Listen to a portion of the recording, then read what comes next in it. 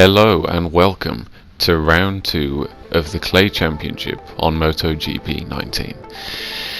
In today's video we'll be racing at Jerez, but we'll begin with the qualifying session. This is my best qualifying lap that I've done, and as you can see there, Honda was just coming past on his lap, so it's a shame I couldn't get more out of the way, but hey ho, onto my lap. Going into turn 1, left a nice gap to the Honda rider, so hopefully we won't catch him up during this lap. Did turn 1 quite well, but get on the curb and mess up turn 2. That was not good at all. Lost a bit of time there, and I was thinking, yeah, at this point it's not looking too good. But as we head towards the end of the first sector, I'm only a tenth down, just over a tenth on the fastest time from Alvaro. So I didn't lose as much time as I thought as we wobble out of there onto the back straight, down into what is now Dani Pedrosa corner, braking hard, already catching the Honda rider a bit. He's gone wide, and on the split time we've closed in. We're less than a tenth behind pole position as we fly through the third sector, again closing in on the Honda rider. He makes another slight mistake. We're getting closer and closer. At this point I'm thinking, I don't want to catch him up. I really don't want to catch him up.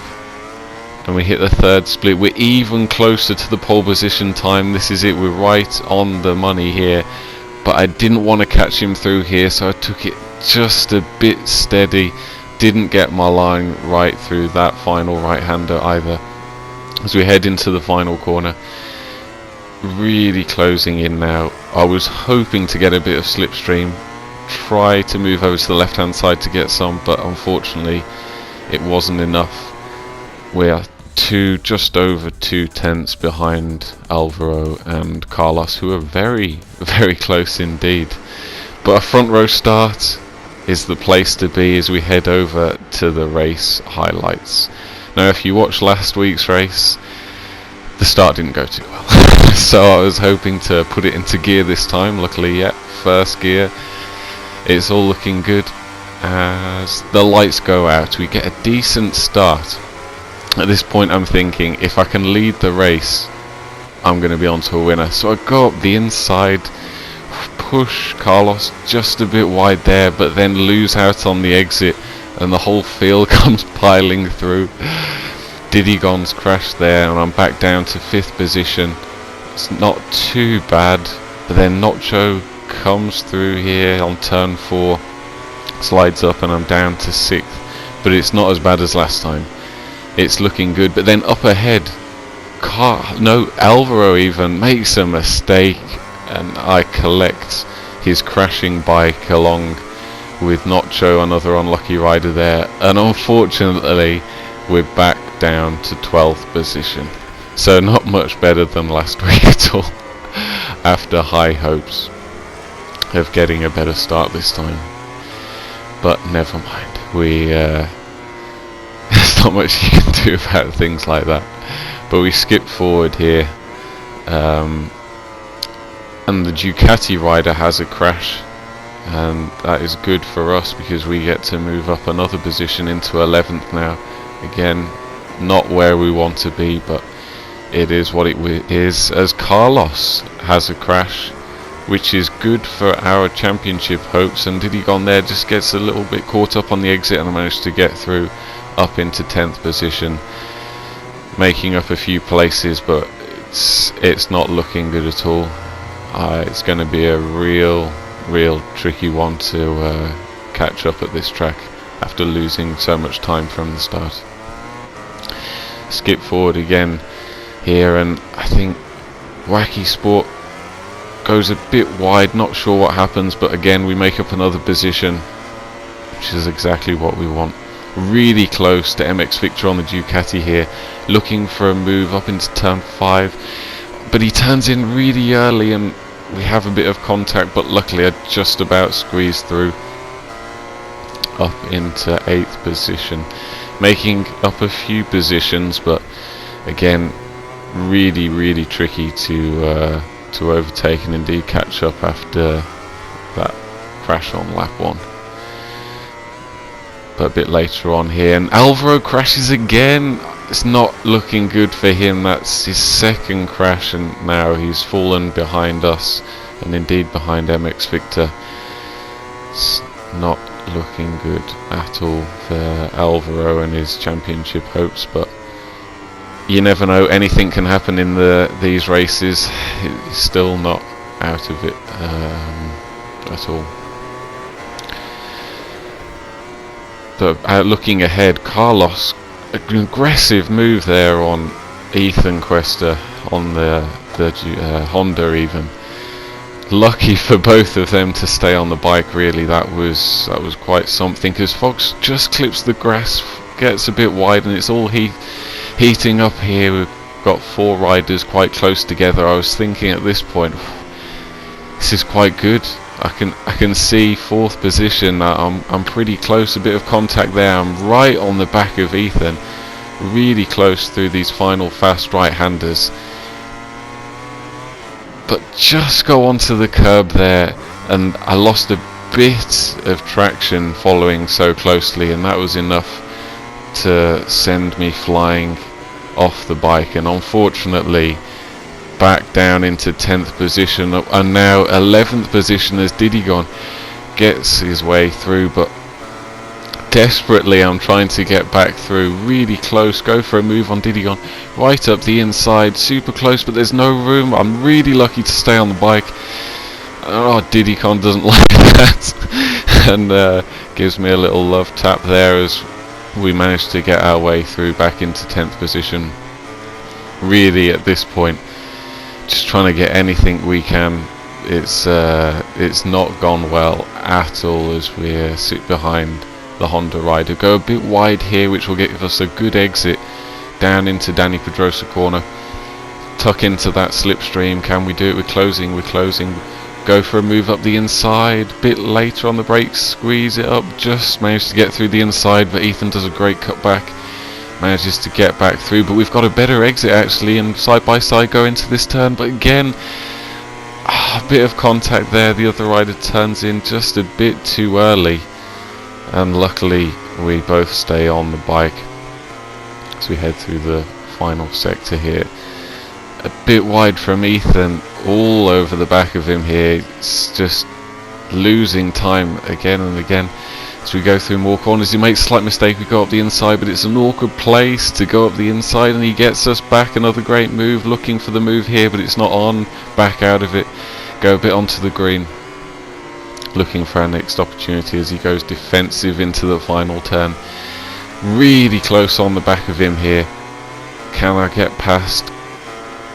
Really close into turn 1. I was thinking, let's go wide and get a good exit, but I go a bit too wide, but it doesn't matter. I still get the exit and manage to pull it back as Ethan has a little wheelie, and then he goes wide into turn 2. We cut underneath him, across in turn 3, really slow through here, hit him on the rear. Didn't even know he was going to go so slow. That was not, I was not expecting that at all. But we're just losing time as the race goes on here. As Ethan makes a slight mistake, this is a chance. Go up the inside, bit of contact, just get through. Side by side as we go down into Dani Pedrosa corner. Oh, it's so close, but we just hold on and retake 9th position, which is good for us because we now have a bit of free air, and hopefully we can catch the riders ahead. Skipping forward, Didigon sadly has another crash there, not working out for him at all.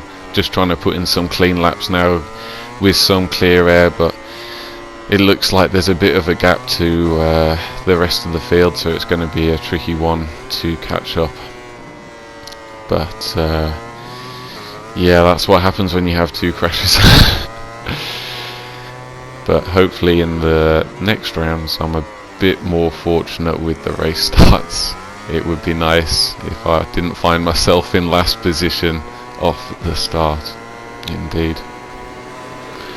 Putting in a decent lap there, 35.5. My race pace was actually quite good in this race, but sadly I couldn't quite put that to good use with the bad crashes at the start, and then unfortunately crashing behind Ethan on that curb earlier on. That was not good at all. But we're catching ever so slightly with Nacho here, just chipping away, trying to put in some good laps, but again really difficult to catch up on this game because of the way that it works. But a few mistakes from Nacho are certainly helping us. As we skip forward here, Alvaro has a crash, and there he is. He's just popped in right ahead of us, slotted in behind Nacho. I can smell some blood here. This is what I want. As they go fighting, it helps me close in even more. Alvaro goes a bit wide. We close in, looking to make up a position here. As Alvaro just goes on the curb, that forces him wide. We sneak up the inside and move up into 8th position, which is good for us because Alvaro is one of the best guys in here. So being ahead of him is crucial, as he just goes a bit wide there, right on the back of Nacho now, as we head through the 3rd sector of the lap. Skipping forward here, Alvaro has another crash again, sadly.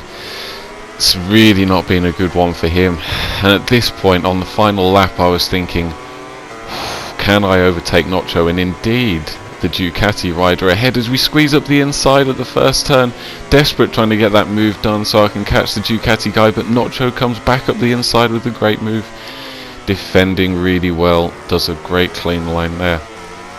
As we go through the 1st sector, really trying to grab as many points as I can at this point, and to be honest, I didn't even know it was the final lap. I was concentrating so much on this battle. As we close in through turn 5, get a really nice exit right in the slipstream of Nacho now. As we go down to our favourite overtaking spot, what do? We go to the outside of Nacho this time, trying to get a cut back for a good exit, and it works. Get a bit of a wobble on, but we just managed to get side by side, but he's got the inside line, keeps the position.